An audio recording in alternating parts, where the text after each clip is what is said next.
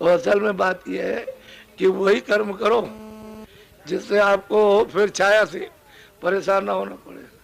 अच्छा काम करो, बुरा काम कोई मत करो। रोज मना करते, जब रोज मना करते तो आप क्यों गिरते हो? ये तो सोचना चाहिए। तो अभी आपने प्रयागराज में जा करके अपनी आंखों से देखा, तुम समझ रहे थे बाबा जी ऐसे ही कह रहे थे, ऐसे होगा ऐसा नहीं होगा, ये बात कर रहे थे ना तुमने। वहां तो सब ये कहते हैं कि हिंदुस्तान कर भर के साधु इकट्ठे हो जाए, तो इस तरह का मानव कुंभ यहाँ नहीं लगा सकते हैं। और मतलब है कि एक आदमी के परिश्रम से वो देखो क्या हो गया। ये तो सोचने की चीज है। इतना आदमी मतलब ये तो कितनी मेहनत की तुम्हारे सामने ही, रहते रहते आते जाते आते तुम समझते हो कि निकल गए, उसके बाद कहीं चुपचाप कहीं पड़े होंगे। ये 300 मील और रोज मतलब यह है कि धूप में रात को सोते नहीं है। जो लोग चलते हैं साथ उनसे पूछो कि गिर जाते हैं, उनको गाड़ी में नींद आने लगती है और बेचारे तो इतना दौड़ा धूपी करते हैं। ये आदिवासी क्षेत्रों में इतने लोगों को जगह जगह जहाँ की कोई जा नहीं सकता, 3.5 किलोमीटर पहाड़ों को काट करके जो वहाँ की औरतें और बच्चे सड़क बनाए वहाँ पहुँचने के लिए 3.5 किलो पहाड़ों को काट करके, पत्थरों को काट करके नीचे बनाए ले जाने के लिए, ये छोटी मोटी बात है।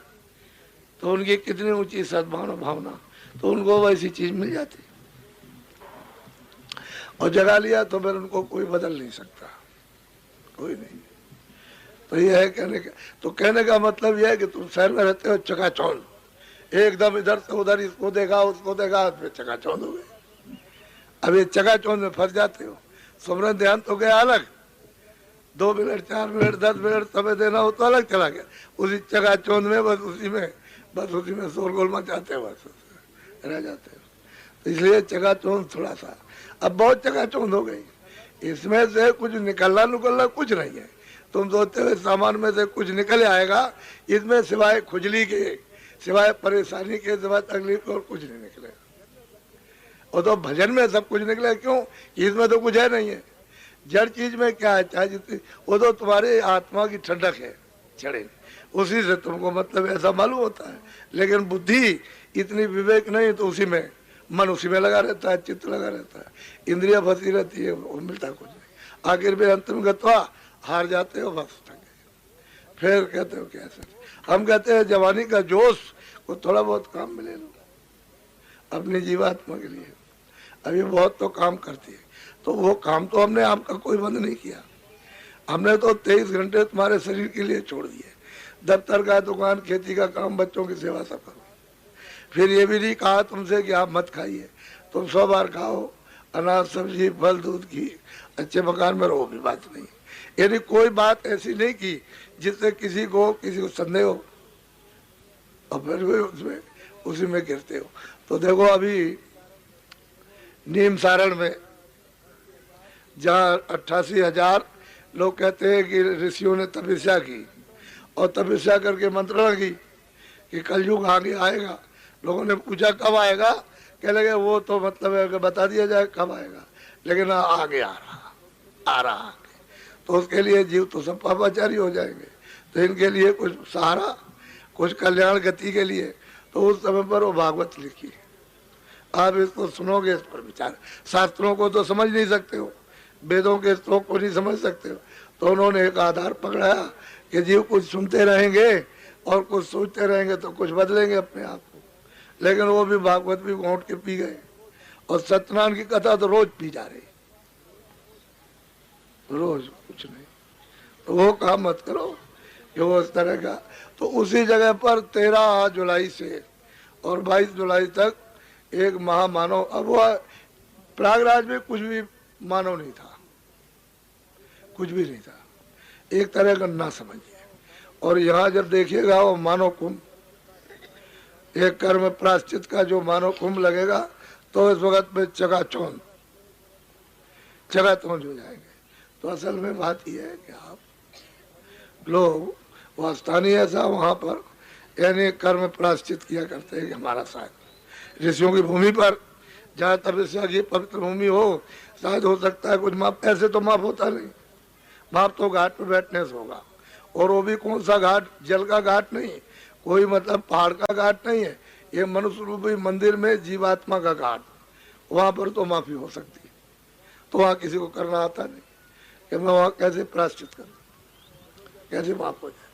तुम तो जल में नहाते हो, इधर उधर भाग गए उधर, और वो मुहूर्त देख ली, कहते बस पे मतलब हो गया होगा, तुमने कह दिया अच्छा हमारा माफ हो गया होगा, तो ऐसे हो जाएगा तुम्हारे कहने से? तुम तो ये समझते हो ऐसे माफ नहीं होगा। वो तो जीवात्मा का घाट है जिसमें कूड़ा कचरा हरी घाट पर आपने जमा कर रखा, हरी दरवाजे पर। वो जब तक नहीं हटेगा, सफाई नहीं होगी, तब तक जीव गति क्या हो सकती, कुछ नहीं। तो ये ऐसा सुनने को नहीं मिलेगा। सब चीज आपको समझाई जाएगी, ईश्वर क्या है, ब्रह्म क्या है, स्वर्ग क्या है, वैकुंठ क्या है, ब्रह्मांड क्या है, लोक क्या, परलोक क्या है, ये सब तुम्हारी समझ में 10 दिन का तो बहुत बड़ा। अब तुम लोग देखो कितना मतलब है, दूरबीन से भी आदमी देखने में नहीं आता, इतना प्रयागराज में आदमी किस तरह से बैठता था उस मैदान में। कभी कभी क्या सैकड़ों क्या कितने वर्षों से किसी ने नहीं देखा ऐसा, वहां से देखने को मिले ऐसे ही वहाँ। लेकिन यह है कि स्थान इससे भी बहुत बड़ा, प्रयागराज त्रिवेणी संगम से बहुत बड़ा स्थान है। ये अभी मतलब यह है कि अभी ये देशमुख वगैरह गए थे, वहां देख करके आए, ये देवास वाले, और चतर जी गए थे, उनके साथ कुछ आदमी गए हुए थे, सब देख करके आए कितना बड़ा मैदान,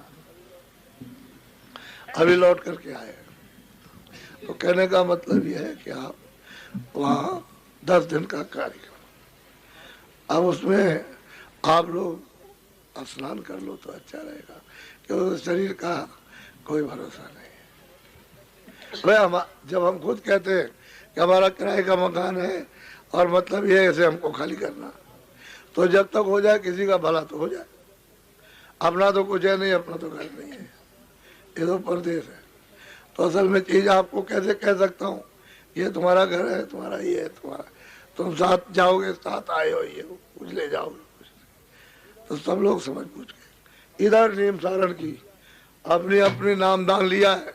ये नहीं कि सब साहब जी तुम्हारा हिसाब हम देंगे, हर चीज का जो यहाँ सेवा जमा करोगे उसका हम सब हिसाब वही दे देंगे आपको, सब बता देंगे उसका जोड़ कि तुमने सेवा इतनी की, ये तुम्हारे ऊपर में ये खर्चा हो गया, उससे ज्यादा हो जाए समझ के उसका जोड़ा दोगड़ा चौड़ा हो जाए तब कहना, आप हिसाब हम दे देंगे।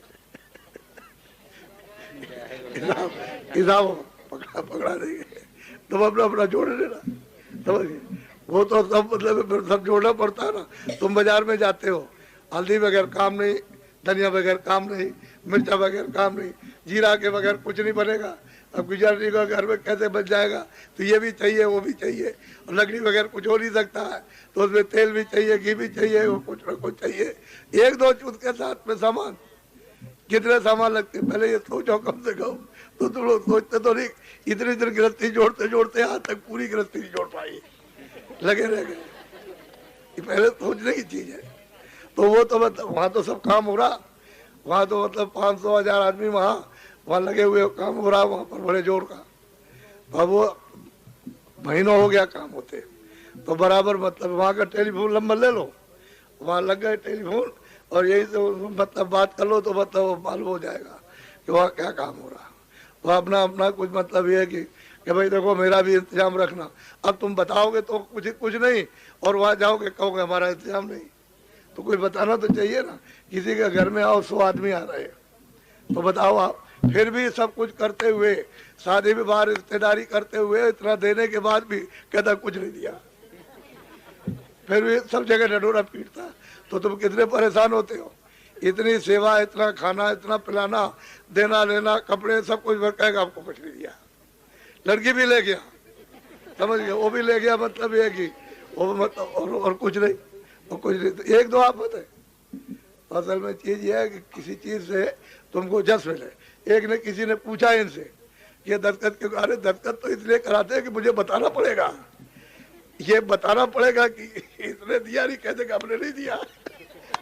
तो मुझे तो हिसाब देना ना, असली बात तो ये है। तो दस्तखत सीधा कर दो, दस्तखत करने में कुछ नुकसान नहीं है, क्योंकि हमने भी तो दस्तखत किया है, सीधी बात। तो असल में दे ले तो अच्छी बात रहेगी। इसी में से तुम्हारे भी काम आ जाए और उसका भी निशाना है, उसको भी जिसका दिया ले आओ।